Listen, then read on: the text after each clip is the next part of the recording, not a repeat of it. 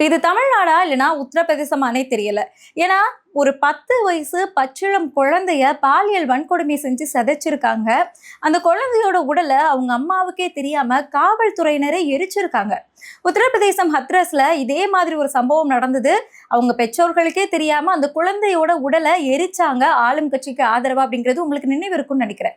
இன்னைக்கு தமிழகத்திலேயே அப்படி ஒரு சம்பவம் நடந்திருக்கு. இது தமிழ்நாடா உத்தரப்பிரதேசமானு தெரியாம மக்கள் எல்லாரும் குமுறிட்டு இருக்கக்கூடிய இந்த நேரத்துல பதில் சொல்ல வேண்டிய காவல்துறையினர் சிரிக்கிறாங்க. இன்னொரு பக்கத்துல அமைச்சர் அவர்கள் இதுக்கு முன்னாடி ஒரே ஒரு வாய்ப்பு கொடுங்க, பெண்கள் பாதுகாப்பை நான் எப்படி நிலைநிறுத்தி காட்டுறேன் அப்படின்னு கெஞ்சி கூத்தாடி இன்னைக்கு அமைச்சர் பதவியில உட்கார்ந்ததுக்கு அப்புறமா இது பொலிட்டிக்கல் விஷயம், அதனால நான் பதில் சொல்ல மாட்டேன்னு சொன்னது மட்டும் இல்லாம நக்கலா ஒரு சிரிப்பு சிரிக்கிறாங்க. இதுல இந்த வீடியோக்கள் எல்லாமே ஏஐ வீடியோக்கள் அப்படின்னு ஒரு ஃபேக்கான ஒரு நியூஸை பரப்புறதுக்காக ஒரு மாஃபியா கும்பல் வேற களமிறங்கிருக்கு. அந்த தாயோட நடத்தைய குற்றம் சொல்லி இப்போ அவங்க நகர்ந்துட்டு இருக்கிறாங்க. என்ன நடந்துச்சு அப்படிங்கிறத விரிவா பார்க்கலாம். Welcome to Mathimugam decode. நான் இசை.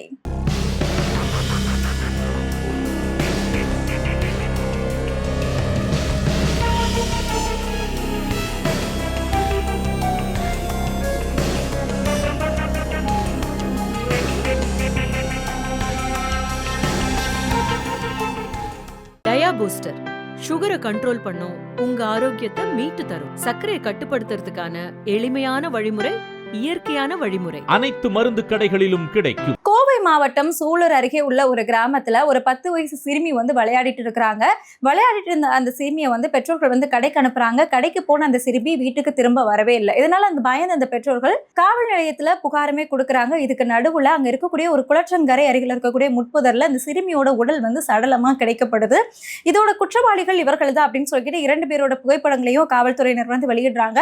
இதுலயே ஒரு ஹைலைட்டான விஷயம் என்னன்னா, அவங்களை கைது செஞ்சு கூட்டிட்டு போயிட்டு இருக்கக்கூடிய அந்த நேரத்துல முக்கியமான குற்றவாளி கார்த்திக் அப்படின்னு சொல்லப்படக்கூடியவர் தப்பிச்சு ஓடுறாரு. ஓடும்போது அவர் தடுக்கி விழுறாரு. விழும்போது அவர் கை காலில் முறிவு ஏற்படுது. இதனால காவல்துறையோட பாதுகாப்போட மருத்துவமனையில இப்போ ஓய்வு எடுத்துட்டு இருக்கிறார். அதாவது சிகிச்சை பெற்றுக் கொண்டிருக்கிறார். காவல்துறையோட அவங்களோட பாஷையில சொல்லணும் அப்படின்னா, இன்னொரு நண்பர் அப்படின்னு சொல்லக்கூடியவர் இவருக்கு துணை புரிந்தவர். அவரை 27ஆம் தேதி வரைக்கும் நீதிமன்ற காவலில் இப்போ வச்சிருக்காங்க.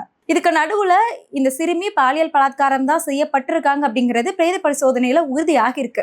இப்போ அந்த சிறுமியோட உடலை அவங்க பெற்றோர்கள் கையில கொடுக்கணுமா இல்லையா? ஆனா இங்க நடந்ததே வேற. பெற்றோர்களுக்கு தெரியாம, குறிப்பா அவங்க அம்மாவுக்கே தெரியாம ஒரு சிறுமிய பாலியல் வன்கொடுமை செஞ்சிருக்காங்க அப்படின்னா அதுல யாரு கிட்ட நம்ம பெற்றோர்கள் சொல்லும் போது யாருக்கிட்ட நம்ம முதல்ல அனுமதி வாங்கணும்? அவங்க அம்மா கிட்ட தானே வாங்கணும். அவங்க அம்மாவுக்கே தெரியாம அவங்க அப்பாவோட மனதை மாற்றி, இது நான் சொல்லல, அந்த தாயாரே குறிப்பிட்டிருக்காங்க செய்தியாளர்களோட சந்திப்புல. அவங்க அப்பாவோட மனதை மாற்றி அவங்க கிட்ட கையெழுத்து வாங்கி அவங்க அம்மாவுக்கே தெரியாம அந்த குழந்தையோட உடலை எரிச்சிருக்காங்க. புதைச்சா கூட நான் தோண்டி பார்த்துட்டு இருப்பேன், எரிச்சுட்டாங்க, நான் என்ன செய்யறது இப்போ அப்படின்னு சொல்லிட்டு அந்த தாய் குமுறுறாங்க. எனக்கு நீதி கிடைக்காம அந்த உடலை நான் வாங்க மாட்டேன் அப்படின்னு ஒரு முடிவுல இருந்தாங்களாம். ஆனா இன்னைக்கு அந்த தாய்க்கே தெரியாம அந்த உடலை எரிச்சிருக்காங்க. இது எதை நினைவுபடுத்துது அப்படின்னா, உத்தரப்பிரதேசம் ஹத்ரஸ்ல உங்களுக்கு நினைவு இருக்கும், ஒரு 19 வயது சிறுமிய கூட்டு பாலியல் வன்கொடுமை செய்யறாங்க. செஞ்ச அந்த சிறுமியோட உடலை, அந்த சிறுமி இறந்துடுறாங்க.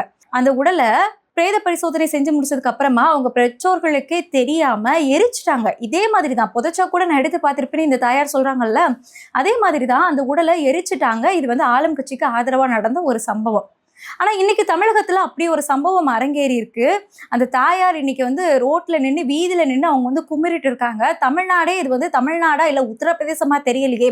கடந்த 2 வாரங்கள்ல மட்டும் எத்தனை சம்பவங்கள் இப்படி நடந்திருக்கு, எத்தனை பெண்கள் புகார் கொடுத்திருக்காங்க, எத்தனை பெண்கள் பாதிக்கப்பட்டிருக்காங்க. இது ஆன்லைன்லயும் சரி, ஆஃப்லைன்ல நடப்புலையும் சரி, இவ்வளவு விஷயங்கள் நடந்துட்டு இருக்கு. இது குறித்து நடந்த செய்தியாளர் சந்திப்புல கோவை மாவட்டம் மேற்கு மண்டல ஐஜி ரம்யா பாரதி சிரிக்கிறாங்க. அவங்க கூட இருந்த 2 நபர்களோட சேர்ந்து சிரிக்கிறாங்க. அதுதான் சிரிக்கிறாங்க அப்படின்னா, அதுக்கப்புறமா ஏஎன்ஏ தனியா கேள்வி கேட்கிறாங்க. அதுலயுமே ரொம்ப ஏர்லியா கேட்குறீங்க அப்படின்னு சொல்லிட்டு சிரிக்கிறாங்க. சிரிக்க வேண்டிய விஷயம் இதுல என்ன நடந்திருக்கு? ஒரு 10 வயசு சிறுமிய பாலியல் வன்கொடுமை செஞ்சு சித்திரவதை பத்தி கொன்னு இருக்காங்க. இதுல சிரிக்கிறதுக்கு என்ன விஷயம் இருக்கு அப்படின்னு நெட்டிசன்களும் சரி, அவங்க பெற்றோர்களும் சரி, உறவினர்களும் சரி கேள்வி கேட்ட உடனேயே இப்ப என்ன சம்பவம் திரும்ப அரங்கேறி இருக்கு? அப்படி சிரிச்ச அந்த வீடியோவே ஏஐ அப்படின்னு கிளப்புறதுக்காக ஒரு மாஃபியா கும்பல் களமிறங்கியிருக்காங்க. நீங்க பாத்தீங்கன்னா இது வரைக்கும் டிவிகேக்கு ஆதரவா செயல்பட்ட அந்த ஐடிக்கள் எல்லாமே ஒரு குறிப்பிட்ட ஐடிக்கள் மட்டும் இருக்கும். எல்லாரையும் நம்ம சொல்ல முடியாது. அந்த ஐடிக்களை நீங்க பார்த்தாலே தெரியும். இல்லாதது எல்லாத்தையுமே எக்ஸாஜரேட் பண்ணி பேசிட்டு இருப்பாங்க. அந்த மாதிரி ஐடிக்கள் இப்போ வந்து இது வந்து ஒரு ஏஐ வீடியோ. காவல்துறையினர் எப்படி சிரிப்பாங்க இந்த விஷயத்துல.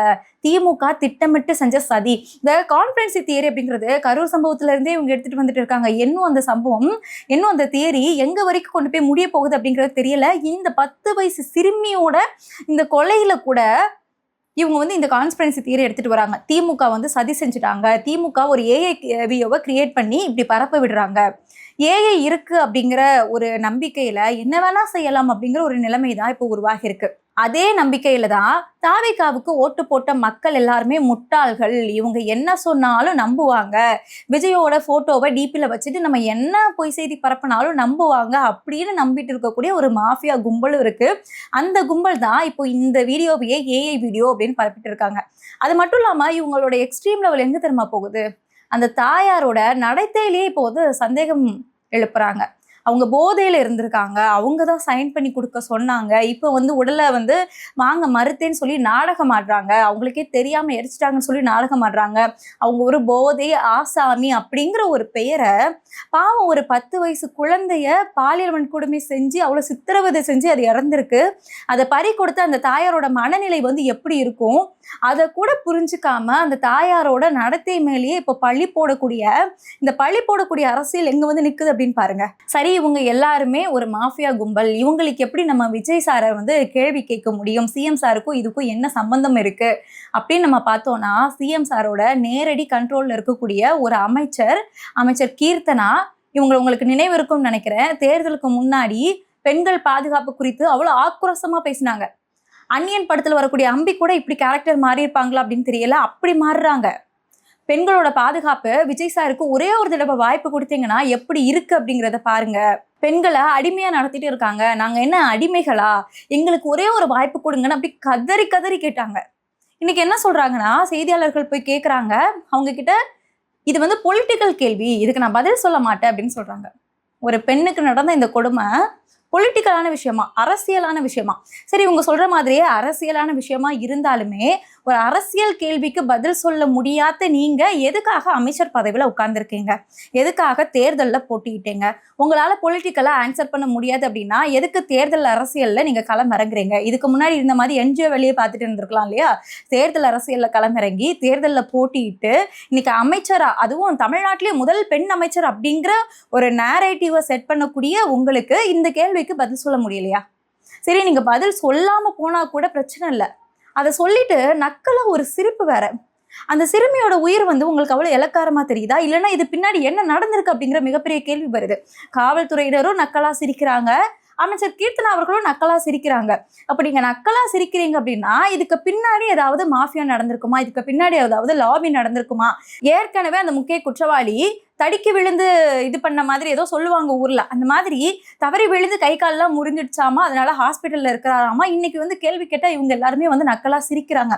அப்ப இதுக்கு பின்னாடி ஏதோ லாபி நடந்திருக்கும் அப்படிங்கிற கேள்வி தானே வருது.